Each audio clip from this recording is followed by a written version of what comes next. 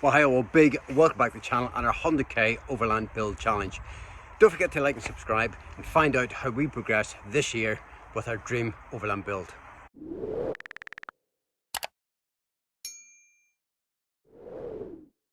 So our big focus for the next couple of weeks is cutting the box down to size. First off though, we've got to get the fridge unit out, and it's bigger and heavier than it looks. We've had the panels lifted on top and there's no lifting points, so it's going to be an interesting one.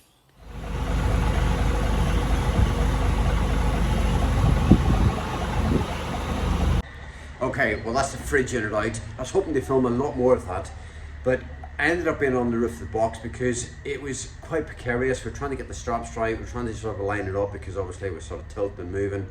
And we obviously didn't want that to sort of come out of the hole and drop. So yeah, it was a bit of an operation in the end, but we got there. So the next thing really is to get this framework out, have a look at the actual hole itself, and obviously look at the infill and how that's going to work, cut the rest, and then get on with dropping this roof. We listed the fridge unit on eBay and it sold within 20 minutes for £2,300. A Polish guy promptly collected it, he got a bargain, and we almost covered the cost of the box.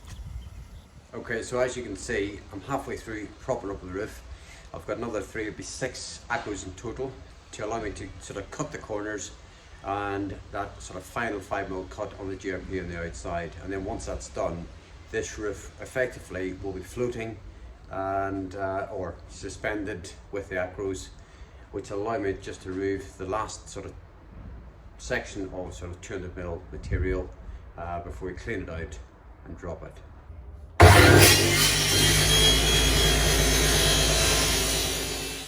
As well as cutting down the box, I've made life easier by buying off-the-shelf tool bins, but we do need to fabricate the framework, which will be mounted to the subframe and also accommodate the step and platform.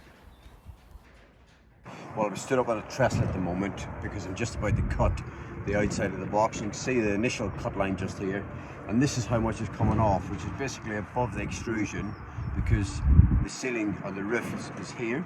So this is what's coming off. This is sort of 200mm section, obviously all the way along. So I'll remove this section here, this is the sort of panel, and then we've got about 100mm of the extrusion I've got to clean up in the inside, so that can be rebonded. And obviously when it's dropped in, that's going to create that weather tight seal.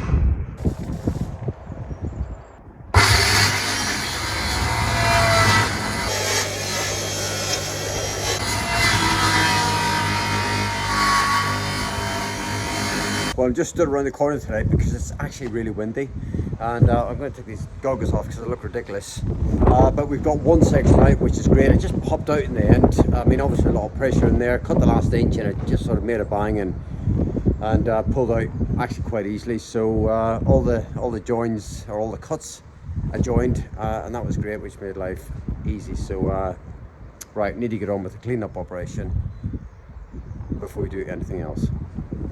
Okay, so I am cracking on with it. It's actually coming out okay. I've got to get a crowbar in there, prise it out, and then get my saw and sort of clean it up.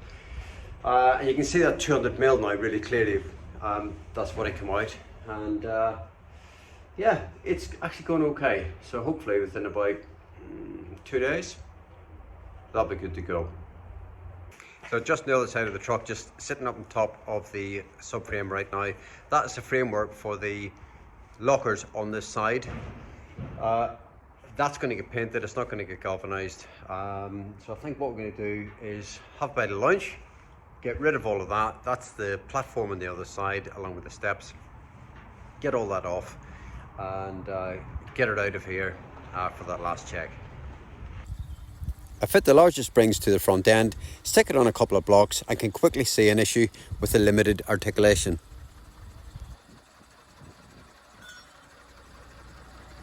Well, I'm very pleased that we've tested this today because it isn't right. There's not enough travel on the springs, the biggest springs that are on the front, to allow the articulation on the subframe. And so I'm going to have to order 2 much bigger springs, and then the springs that I have, I'll move them back slightly just to, 1, so they don't go to waste, and 2, so I still have more articulation on that subframe. But that, you know, that's exactly why we do this sort of thing. That's exactly why we're doing this testing today. Here is the time and the place to do it before the box is on, you know, before everything gets galvanized, but before, you know, we sort of go any further and we put any more money into it, this phase of this operation, if you like, it has to be right. This is really sort of mission critical, if you like. And so we, you know, I don't mind that it's not right, because it's such a process, because it's so individual. And you know, everything on here, the subframe, the springs, you know, the loading points, everything here, there's not another vehicle like this. And so it's frustrating in a way, and it's, you know, you sort of head scratch, and you clearly you've got to come up with a solution, but it's okay, we have a solution. And I'm quite sure there's going to be a bit more sort of head scratching and a bit more frustration before we finish this process. Well, there's a really good example of a typical day here. It is reactive sometimes, and that was absolutely necessary to do that before it goes off for galvanization, and it means that I can get the springs ordered and I'm not faffing about later on down the line. So I'm going to order an additional 4 springs with an additional 70 mil of travel, so that definitely should be more than enough. Yeah, if it isn't after that, then yeah, I'm definitely doing something wrong, but I'm confident that is enough. I was going to go with 50, but there isn't a spring that is 50. You've got to go the next size up, which is 70, an additional 70. That's why I'm saying that should be enough. And yeah, anyway, we'll go from there, and we'll pick this up again tomorrow. So what I'm doing at the moment is basically removing this fiberglass from the extrusion on the other side, which obviously is going to come down over the panel and create that weather tight seal. But the adhesive that you use on this is so strong, so it's taken sort of obviously time, but a lot of effort to get this off, get it all cleaned up, so that we can get this rebonded again, dropped, and then leave it to cure.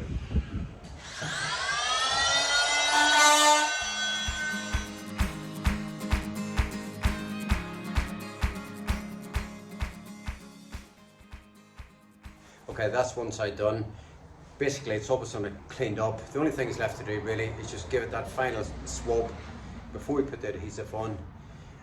So just the other side to do now. Well, big day today. The subframe is finally got in to the galvanizers.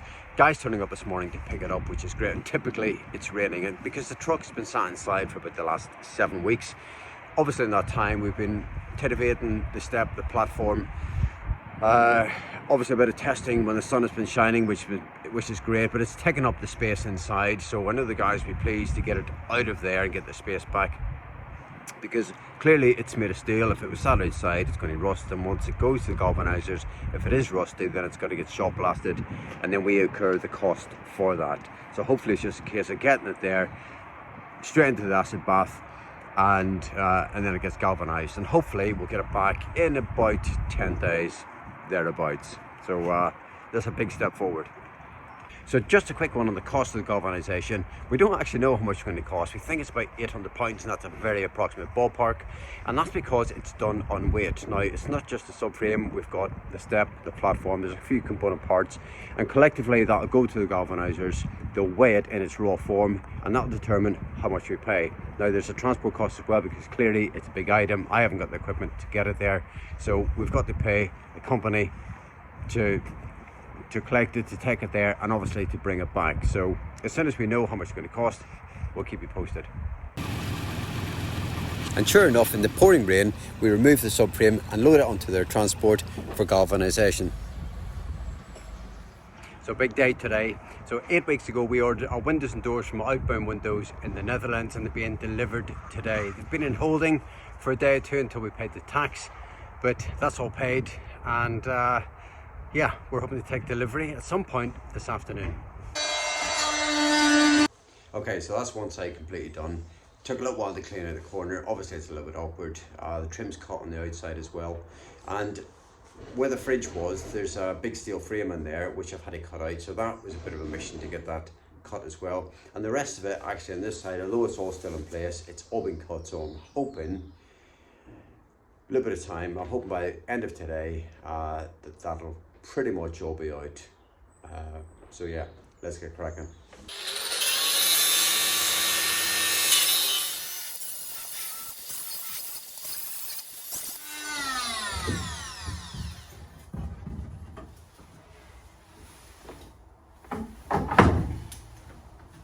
So with the front and right hand side removed and cleaned out and the left hand side cut, it's time to go outside and remove the section.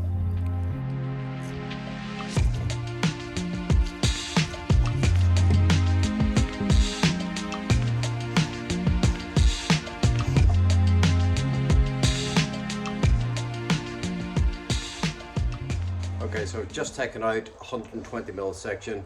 There's another 80mm up to the roof here that's got to come out, but that's just a saw job, slowly taking it out bit by bit, and then sort of give it a clean up, and we're nearly there. Okay, so hopefully you can visualize sort of what's going to happen now. So effectively we've got this floating roof. It's still attached above my head, so at the last minute I'll cut that, and I'll cut, there's a couple of lines here if you can see them. I'll cut these vertical sections here, so effectively cutting the back end of the box off. Obviously it'll be cleaned up, adhesive, and then lowered into place. And at that stage it'll be stable. So I won't cut the roof and the side walls until the last minute. We've got some lovely weather for about 36 hours, and then the rest of the week is pretty horrible really. High winds, 40-mile-an-hour winds. So leaving this really precarious. So I need to get on with it. And as promised, outbound windows are exactly on schedule, and we take charge of a very expensive wooden pallet. Well, yeah, it's a messy business, but I'm nearly there, which is just amazing. I've probably got about another hour before I cut the roof, and then we're done. But the cleanup inside is done, thank God, because there is dust everywhere, and yeah, it's a pretty filthy job, but I think it's worth doing. So yeah, that's it for another day. It's a huge day today. The roof's being lowered today. Before I can do any of that, it's a car crash in here. It's an absolute mess. So everything's coming out. I'm going to do the final cuts, get the whole place swabbed, get it stuck, and get it down before this weather comes in. I make a couple of cuts in the walls and external extrusions, mark the roof externally and internally, as I'm only going to get one go at this. Get the whole thing bonded, and just like that we lower the acro props and ultimately the roof into position. Right, it's down. Couldn't get the camera right, there was just too much happening. Once I'd cut the roof, it was obviously just sort of floating, a little bit precarious, and you can see how much it's dropped. I mean, it doesn't look much, and I know a lot of people go, are you crazy, all that work for that? Well, that 200mm is the difference between the box is sitting at about 2 meters once it's on the truck, and obviously the solar panels to go in here as well, so we didn't want to be at 4 meters, so I'm sort of hoping it's going to be around the sort of 3.75, and that would be brilliant. So yeah, I can go back, have a glass of wine tonight and have a little chill.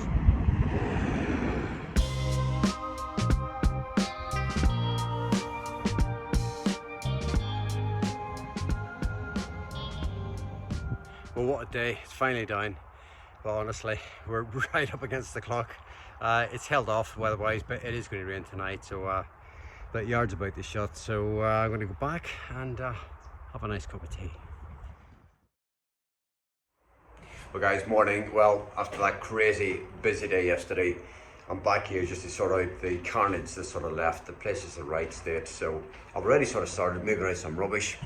I need to get this sealed. We had some rain last night, so the corner of the box is wet this morning, and over the Easter weekend lots of rain forecast, so I think that's my priority today.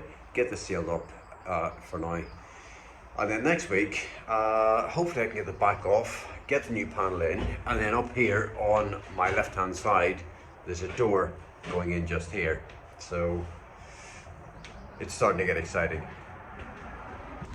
Okay, so I've had a bit of a clean up. I've sealed the place up as well with a bit of plastic, so that's weathertight. And I've got this frame here, which is going to get picked up tomorrow because our subframe is now galvanized and it's being dropped off tomorrow. And what I didn't realize was the place do powder coating as well. So what I'm going to get them to do is galvanize this, then powder coat it, the same color as the tool bins. So I've got the ROM number for that, and we'll get that back hopefully next week or early the week after. There's no real hurry on that, so that's really good news. I've just dropped off the fuel tank to get professionally painted in the same RAL number, which is all really exciting. and hopefully we'll get that on probably 2 or 3 weeks time. Things are definitely going in the right direction. But for now, I've just got a little job to seal up along the top here where the roof meets the walls. There's about a sort of 2 to 3 mil gap. So I'm actually really pleased with my cut lines and all the measuring. It's worked out really well. You can sort of see there that it's quite literally just a mil in some places. So, and obviously that's going to give a really good sort of bond seal as well. So yeah, I'm really pleased. So that'll probably take about an hour to do that. So let's get going.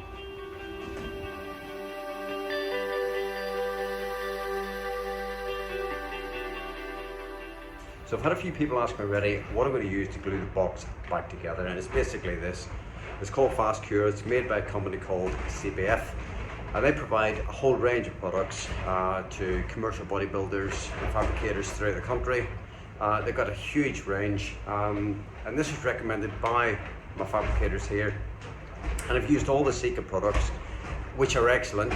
This is also made in Germany. It's a little bit cheaper, and yeah, I've no doubt it'll do my job. So if you're in the market, check it out. And just for interest, this is a 64mm panel that will close off the rear of the box once I've removed the old section.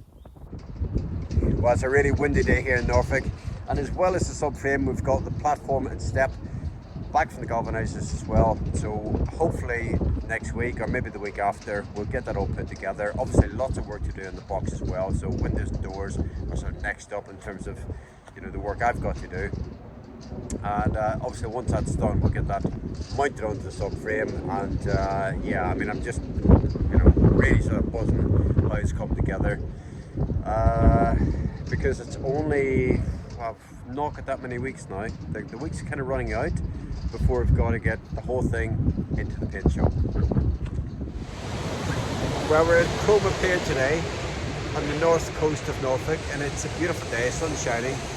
It's still a bit chilly, but it's doing us a world of good to sort of, for me to be away from the truck, for Izzy to be away from the laptop. It's just been a real pleasure, and there's something about that sort of old school coastal sort of seaside town. Standing here I can smell fish and chips with vinegar.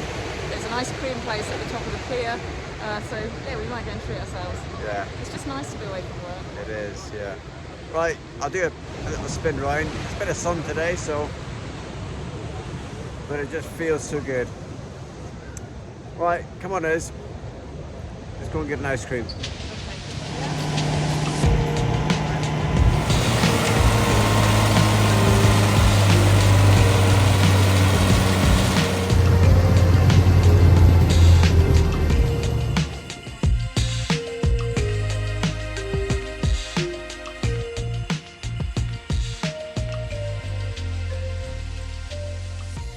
Okay, I'm just hiding out of the wind today, otherwise you won't hear me. And I've been replacing the bracket that holds on the air filter, and it was too far gone. I thought I would take it off and trying to sort of sand it down and, you know, weld it up, but it was too bad. So I had little choice really but to go directly to MAN.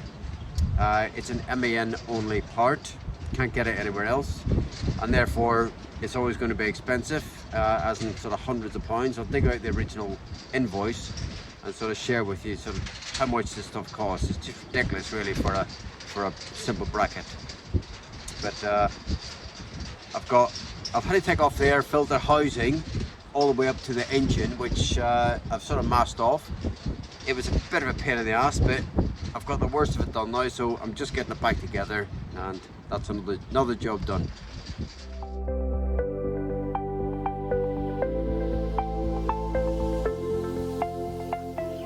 Well, that's me back at the house. It's been a busy couple of weeks. Just want to say a huge thank you for all the support on the channel, and join us next time.